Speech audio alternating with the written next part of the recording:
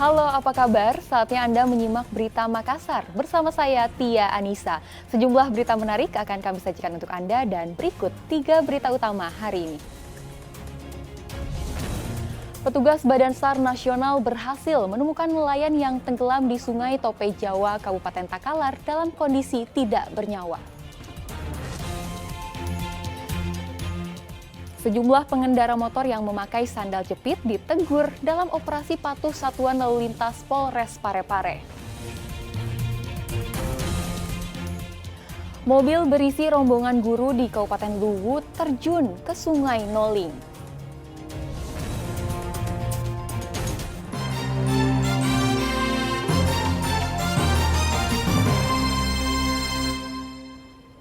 Kita ke informasi yang pertama.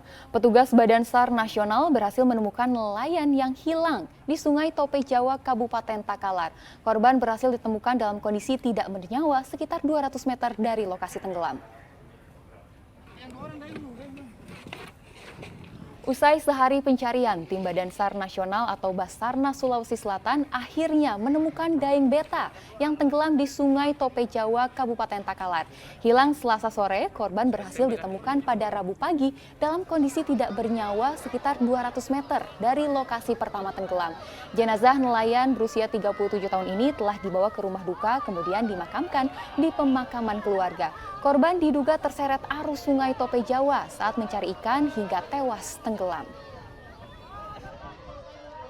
Korban tersebut ditemukan dalam keadaan meninggal dunia dan seluruh teman-teman potensi SAR yang melaksanakan kegiatan operasi SAR kami ucapkan banyak terima kasih. Dan korban tersebut ditemukan sekitar 200 meter dari lokasi kejadian dan langsung dievakuasi ke rumah duka. Demikian dan kami ucapkan banyak terima kasih kepada seluruh unsur yang terlibat. Terkait kasus penyimpan 7 janin hasil aborsi ilegal, dokter ahli kebidanan kandungan mengingatkan bahaya aborsi berulang. Dari tinjauan medis, perbuatan pelaku aborsi ilegal beresiko menimbulkan kanker rahim dan nyeri panggul berkepanjangan. Perbuatan keji pasangan kekasih yang menyimpan 7 janin bayi hasil aborsi ilegal dalam kotak makanan di Kota Makassar mendapatkan perhatian khusus dari dokter anak hingga dokter kandungan. Praktik aborsi berulang dinilai sangat berbahaya jika tidak ditangani ahli tim medis.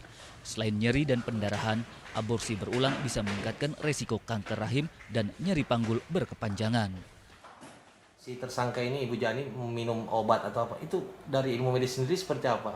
Obat-obat itu memang namanya obat dalam bahasa kedokteran obat ultratonika yang bisa menyebabkan rahim itu berkontraksi kuat sehingga membuat apa yang ada di dalam rahim itu bisa keluar, termasuk dengan janin yang ada dalam rahim tersebut. Makanya dengan kondisi seperti ini bisa terjadi pengeluaran memang hasil janin atau hasil konsepsi atau janin yang berada dalam rahim tersebut. Cuman tanpa pengawasan medis yang baik ini bisa menyebabkan banyak masalah juga seperti perdarahan yang berlebihan, infeksi, sepsis, nyeri panggul hebat, bisa sampai terjadi kematian, shock sepsis atau shock hipovolemik atau shock yang terjadi karena perdarahan hebat ataupun infeksi yang berlebihan. Dan yang paling sering terjadi adalah nyeri panggul pada saat lahir terjadi kontraksi dalam panggulnya. Dan juga ada literasi yang mengatakan bahwa orang yang telah melakukan aborsi lebih dari 2 kali, tingkat terjadinya kanker serviks bisa meningkat sampai 4,52%. Kasus penyimpanan jasad janin telah ditangani oleh polisi. Pasangan kekasih yang menjadi tersangka telah menjalani pemeriksaan hukum dan kesehatan, termasuk tes kejiwaan serta DNA. Kedua tersangka kini ditahan di rumah tahanan Polrestabes Makassar. Kedua tersangka telah mengakui perbuatannya melakukan praktik aborsi ilegal serta menyimpan 7 janin hasil aborsi ilegal sejak tahun 2012. Andi Muhammad Sardi melaporkan dari Kota Makassar. Dalam 2 pekan terakhir, harga cabai rawit di Pasar Sentral Lakesi, Kota Parepare terus melonjak. Kenaikan harga diduga akibat pasokan cabai rawit berkurang seiring cuaca buruk. Harga cabai rawit di Pasar Sentral Lakesi, Kota Parepare masih mahal selama 2 pekan terakhir. Saat ini harganya mencapai Rp75.000 per kilogram, padahal sebelumnya hanya Rp13.000 per kilogram. Kenaikan harga diduga akibat pasokan berkurang seiring cuaca buruk. Lombok sekarang agak melonjak ini. Berapa sekarang harganya? Sekarang 75 75 per kilo. per kilo. Sebelumnya berapa? Sebelumnya 13.000. Oh, berarti naik drastis ya? Iya. Sejak kapan ini Mbak Ji? Sudah 2 minggu ini nah. Sudah 2 minggu. Kenapa bisa naik? Kurang stok Oh, karena kurang. hujan. Oh, Iya. baik. Karena sudah terlalu murah begini kejadiannya. Naik. Kalau stoknya sekarang bagaimana Mbak Ji? Ya, Kurang ya? alhamdulillah.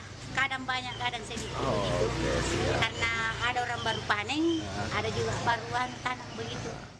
Melonjaknya harga cabai mengakibatkan pedagang kuliner pasrah meskipun harus menambah modal agar tetap berjualan. Sudah 70 1 kilo. Saya kan beli biasa per kilo 2 hari itu setengah kilo. Di situ lombok besar. Tadinya yang harga 15 20 sekarang 40. Kenapa lompat betul, tidak loncat, lompat. Jadi bagaimana cara Bu siasat itu supaya konsumen tetap ada, dia juga sesuai seleranya bagaimana? Saya pandai-pandai saya bagaimana caranya, tetap kalau rasanya tetap cuma agak lomboknya dikurangi. Saya juga tidak mau tambah bahan-bahan bilang kasih lombok saus apa begitu kan enggak. Karena beda lagi rasanya. Kalau sama pendapatan tak iya bukan ini pasti tambah banyak Pak. Tidak kurang. Berkurang, ya? Berkurang karena otomatis nanti kita bilang untung padahal tidak. Itu saya bilang. Ya. Berpengaruh sama pendapatan. Betul, berpengaruh sekali. Modal juga Budi, modal. Iya, selalu ditambah dan ditambah. Berapa biasa modal Teguh satu hari untuk berdagang itu? 500, 700. Oh. Kadang ditambah lagi kalau tidak ada lombok besarnya. Penjual dan pembeli berharap harga cabai rawit segera kembali normal. Suardi Gatang melaporkan dari Parepare.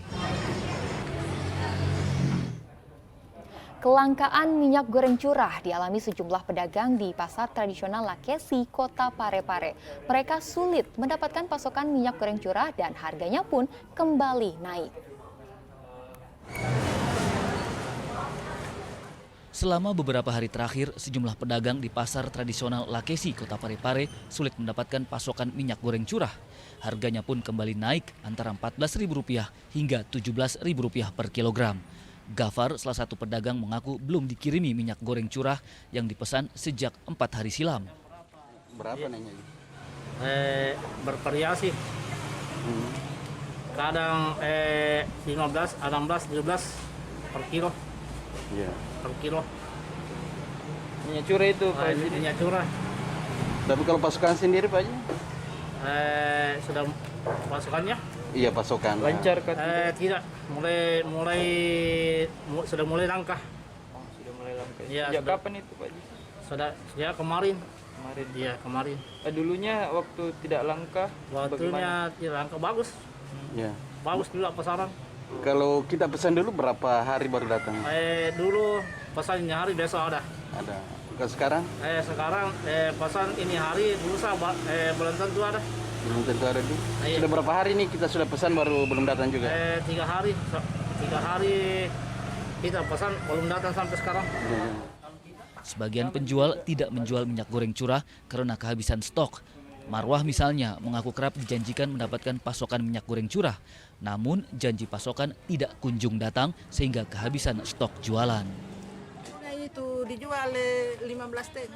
Iya, dijual itu tapi habis mi. Mau jual mahal apa tidak ada. Mau jadi begitu habis tuh tadi itu. Terakhir itu tadi minyak aku jual itu 16 1 kilo. Apa itu terakhir itu 1 kilo saja aku jual begitu. Iya, susah dapatnya juga mungkin. Belum ada datang, janji gitu. Kada minggu depan, tidak tahu aja minggu depan apa, hari Senin ke hari apakah. Tapi bilang itu minggu depan. Bukan yang punya kasih tahu kak kita sama-sama nota sama penjual bilang begitu. Tidak tahu aja bilang betul ke begitu apakah. Iya itu mi. Baru dijanji. Ya dijanji tidak tahu aja bilang betul ke begitu karena saja itu bilang mau gerit datang. Sementara itu, Tuti mengaku pembagian minyak goreng curah dilakukan secara bergilir dari distributor yang menerima pasokan minyak goreng curah dari perusahaan produsen. Tergantung kalau dapat jatah dari perusahaan ke distributornya ya kan dapat juga. Kalau tidak ada lagi kan dibagi-bagi ceritanya. Tapi kayak bergiliran itu orang dapat. Bergiliran orang dibagikan anunya. Iya, kalau agennya yang langsung Makassar itu ya dapat jatah dari perusahaan.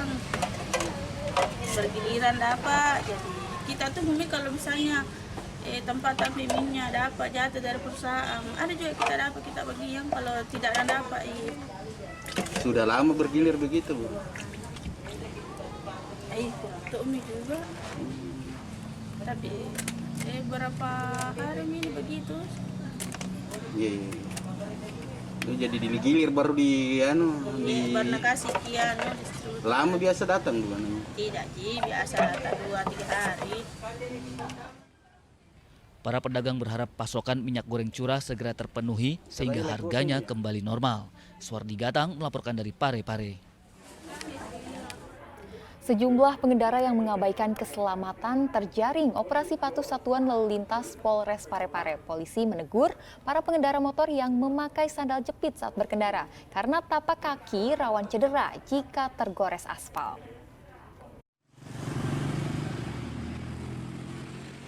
Dalam operasi patuh Satuan Lalu Lintas Polres Parepare, polisi menegur sejumlah pengendara yang memakai sandal jepit saat berkendara. Penggunaan sandal jepit dianggap membahayakan tapak kaki rawan cedera jika tergores aspal. Pertama kami sudah melakukan teguran ya.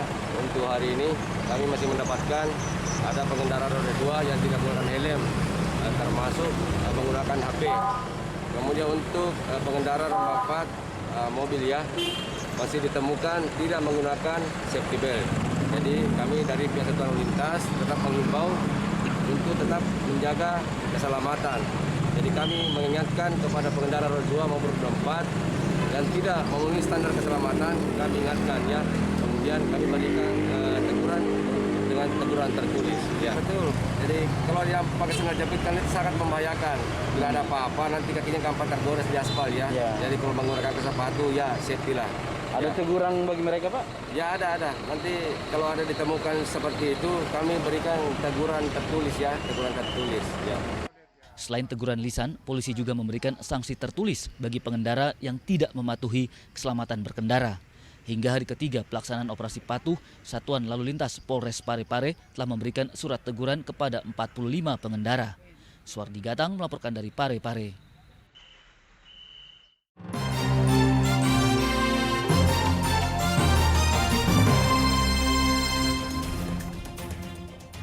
Terima kasih Anda masih bersama kami. Bagi Anda yang baru saja bergabung, kami hadirkan kembali 3 berita utama hari ini. Petugas Badan SAR Nasional Sulawesi Selatan berhasil menemukan nelayan yang tenggelam di Sungai Tope Jawa, Kabupaten Takalar dalam kondisi tidak bernyawa. Sejumlah pengendara motor yang memakai sandal jepit ditegur dalam operasi patuh Satuan Lalu Lintas Polres Parepare. Mobil berisi rombongan guru di Kabupaten Luwu terjun ke Sungai Noling.